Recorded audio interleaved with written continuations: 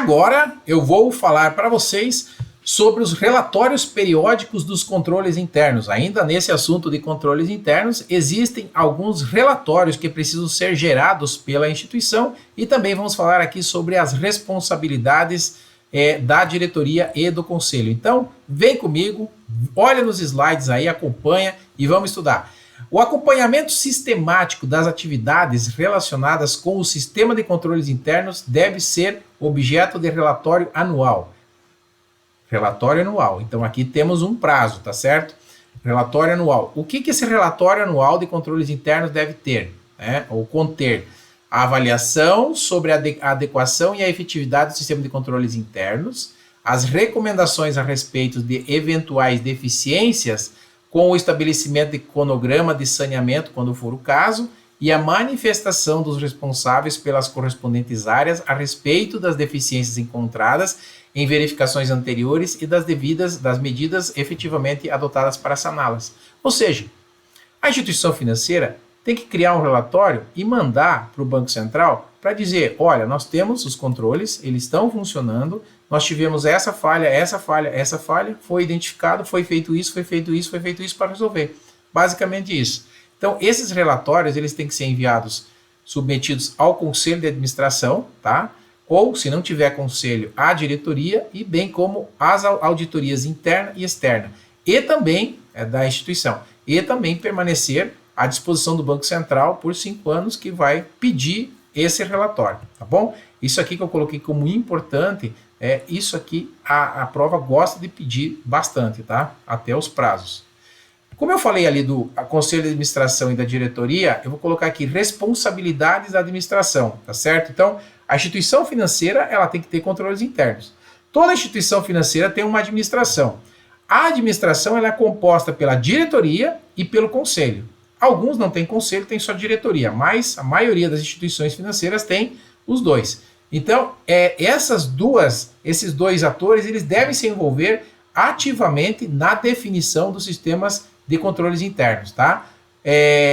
Mediante a promoção de padrões éticos de integridade, porque se eu tenho controles é justamente para evitar fraude, né? Então tem que ter ética, tem que ter integridade. Estabelecer uma cultura organizacional, né? Mostrando para os funcionários a relevância de ter bons controles internos para que cada funcionário se engaje no processo de controle interno. Não adianta um fazer o outro não fazer. Todos têm que seguir a cartilha do controle interno, né? E também a manutenção da estrutura organizacional adequada para garantir a qualidade e a efetividade dos processos de controle interno. Então tem que ter uma estrutura. Não adianta criar um controle muito robusto se não tem nem sistema para operar aquele controle, tá certo? Por isso que tem que ser de acordo com o porte, de acordo com o modelo de negócios. E por último, criar a garantia de recursos adequados e suficientes para o exercício das atividades relacionadas. Que também, se não tem estrutura, não tem recurso, não dá para fazer, o funcionário vai se sentir desmotivado, falar assim, só cobrar não adianta, tem que me dar condições de trabalho também. Tá joia? Agora vamos falar sobre o Conselho de Administração, que é uma das principais mudanças em relação a 2554, a resolução antiga, tá? Então essa resolução trouxe que o Conselho de Administração, ele é responsável por garantir que a diretoria tome medidas necessárias para identificar, medir, monitorar e controlar os riscos de acordo com os níveis de riscos definidos dentro da instituição, tá? Então o Conselho fica de olho na diretoria para que ela faça isso. Também o Conselho de Administração é responsável por garantir que as falhas identificadas sejam corrigidas a tempo, tá certo? Senão não faz sentido também eu ter um controle interno se quando identificar uma falha não resolve. E a diretoria da instituição tem que monitorar a adequação e a eficácia do sistema de controles internos e, por fim, os sistemas de controles internos têm que ser implementados e mantidos de acordo com o disposto na resolução, nessa 4.968, tá certo? E para as instituições que não têm conselho, na verdade, essas responsabilidades passam a ser também da diretoria. Então a diretoria daí assume todas essas responsabilidades. Falando em diretoria, o que a diretoria tem que fazer? Implementar as diretrizes, implementar o sistema de controles internos, implementar as diretrizes, né, relativas ao sistema de controles internos aprovadas pelo Conselho, tá? E monitorar a adequação e eficácia do sistema de controle interno. Como a gente viu lá no Conselho, é a diretoria que mete a mão na massa. tem que vir de cima para baixo, então, a implantação desses controles internos, tá? Importante aqui, né? Aqui fica uma dica, né? As instituições financeiras devem designar um diretor responsável pelo cumprimento das regras de controles internos previstos nesta resolução, que pode desempenhar outras funções da instituição desde que não haja conflito de interesses. Então, ele pode fazer desde que ele não seja, de repente, lá o auditor interno, né? O trabalho lá na contabilidade, ele tem que ter, vamos dizer, uma atividade segregada, né? Mas tem que ter um diretor indicado junto à CVM e ao Banco Central.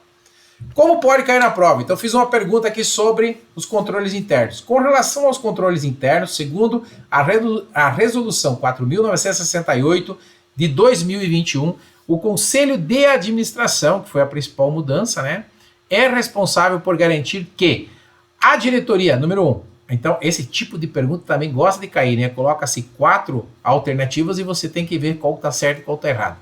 Número 1, a diretoria da instituição tome as medidas necessárias para identificar, medir, monitorar e controlar os riscos de acordo com os níveis de riscos definidos, tá certo? As falhas identificadas sejam tempestivamente corrigidas, certo? A diretoria da instituição monitore a adequação e a eficácia dos sistemas de controles internos, tá certo? E os sistemas de controles internos sejam implementados e mantidos de acordo com o disposto nessa resolução. Aqui eu coloquei todas as 4 que a gente tinha acabado de verificar no outro slide. Então todas estão certas, a resposta é a letra D de dado. Maravilha? Mas assim, eu sugiro de novo que você, nesse assunto de controles internos, que, digamos assim, cai bastante coisa, é um assunto, não é assim, muito, ele tem bastante teoria, bastante coisa. Eu sugiro que você pegue aqui, quanto mais você escrever cada tópico, então vou dar um exemplo do que eu estou falando. Você pega esse tópico aqui, ó. Quais são as responsabilidades da diretoria? Cria um caderninho e anota assim, controles internos, lá em cima, daí coloca assim, responsabilidades da diretoria. E daí escreva esses 2 tópicos aí, mas escreve só poucas palavras, as tuas palavras, interprete isso aqui. Faça a mesma coisa com o conselho. Pega o conselho, escreve lá, dentro dos controles internos, responsabilidades do conselho. E daí escreve ali também palavras-chave relativas ao conselho. Isso vai, ao longo do tempo, fazer você gravar cada vez mais esse assunto. Depois leia isso várias vezes. Se for preciso, grava isso no celular para você ouvir no carro, para você ouvir em horas quando você quiser. Isso ajuda o teu cérebro a gravar. Bem, pessoal, era isso que eu tinha sobre controles internos. Encerro aqui esse vídeo, mas nos vemos nos próximos. Bons estudos. Prazer ter você comigo.